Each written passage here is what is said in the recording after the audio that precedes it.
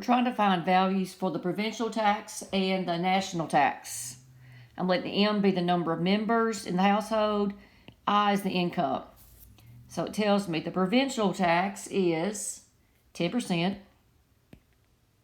of all household income that exceeds the product of 5,000 times M, number of members. So that difference will give you the amount that the income exceeds. And then it says the national tax is, it also says that if the income doesn't exceed it, then you're not going to pay any. National is 20% of all income that exceeds the product of 15,000 times the number of members. So income minus 15,000 times the number of members. And then they tell me the income is 70,000 and the number of members is 5.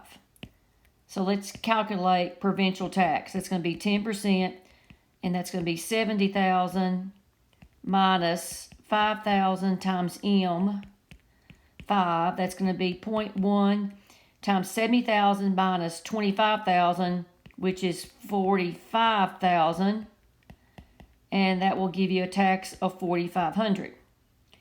And then N, national tax, is 0.20 times the income, which is 70, minus 15,000 times 5.